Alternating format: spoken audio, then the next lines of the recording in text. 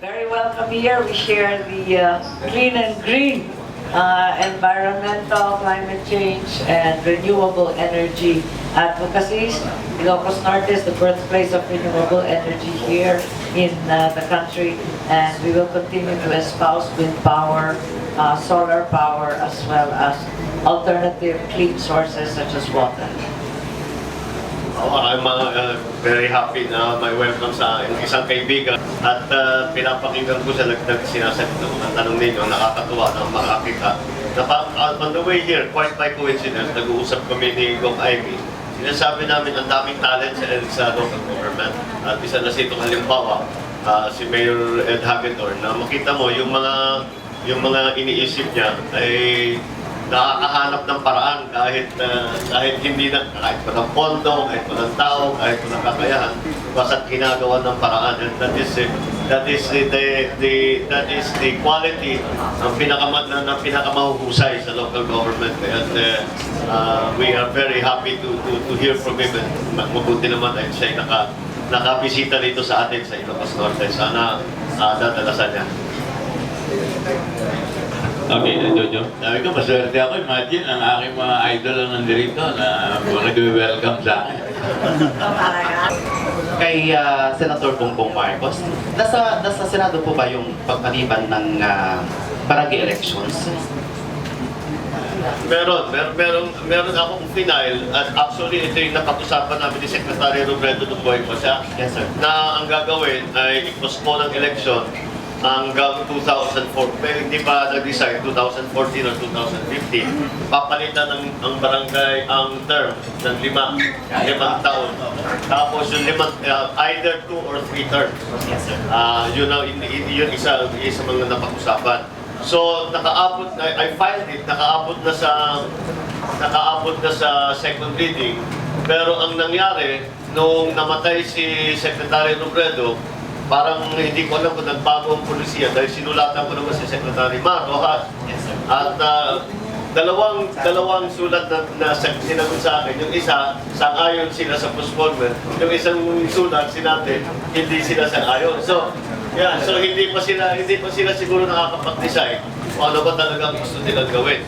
But ang tendency usually is na gusto nilang si Presidente gustong i-synchronize lahat, pati barangay elections. Ngayon, kung yun ang gusto nila, palagay ko, ang COMELEC nag-object dyan dahil sabi nila hindi na kaya.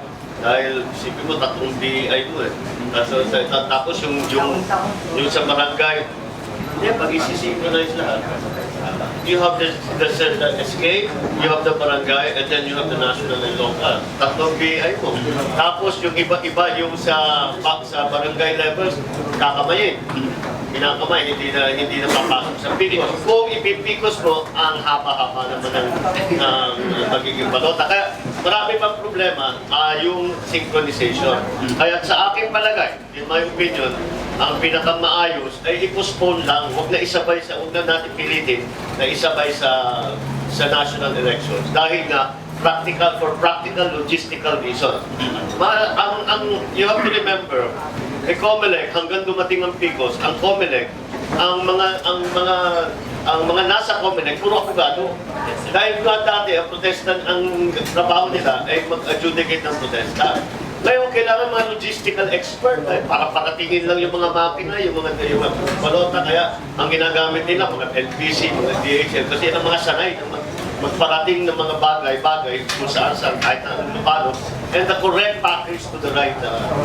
So, these are the problems that we're encountering. That's why, in my view, ipa-file namin ulit pagdating ng darating na Kongreso, at kakausapin namin na masinsinan yung ating mga counterparts sa Executive Department para may paliwanag na ito yung mga issue na kailangan natin. Sir, sa posibleng pagpaliban ng barangay elections or sa filing ninyo, kasali ba yan sa mga bagong benefits ng mga barangay officials? Iba pa yun. Yung final namin, yung umabot din ng second reading, ang final namin is the barangay benefits bill. Iba naman yun, yun, magbibigay tayo ng benefit, ng benepisyo para sa mga lahat ng barangay workers. Kasi sa ngayon, ang nakakakuha lamang is the barangay council and the barangay captain, barangay secretary. Walang nakukuha yung mga kagawad, yung mga lupon, yung mga PHW, lahat yun, walang nakukuha. So, yung mga tanong. So, lahat yun, kailangan bigyan natin ng kahit. Kasi frontline natin yan eh. At kung tutuusin mo, I'm sure the mayor will agree with me, ang local government hindi aandar kung wala yan mga yan eh. Hindi mo naman rin magagawa. So, kailangan natin kilalanin yun. Kung lang death benefits, man lang retirement benefit, kasi kung titignan ninyo, ang GSIS, ang requirement 15 years bago mag-qualify na para magtanggap ng benefits. 3 years, 3 terms, 9 years, no, kahit anong gawin nila, hindi sila aabot ng 15. So hindi sila makapag-avail sa GSIS. So kailangan natin bigyan ng ibang mekanismo para mabigyan naman natin ng suporta.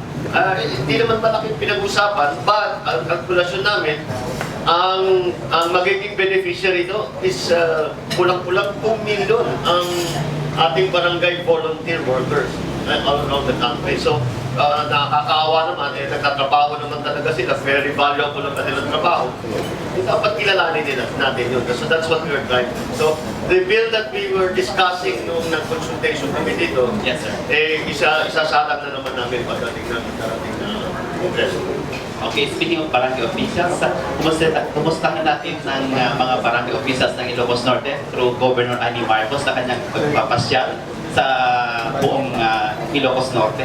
Yes, ikot-ikot tayo at nakikita tayo ng mga barangay officials talagang mahusay ang kanilang trabaho. Dito sa Ilocos Norte, very activated at well-organized ng PHW, ang PBATS, pati ang Lupon at iba pa. So, ang tingin ko, katulad ni Bongbong, kahit sinasabi voluntary ng mga tao ito, hindi naman dapat na out of pocket pa.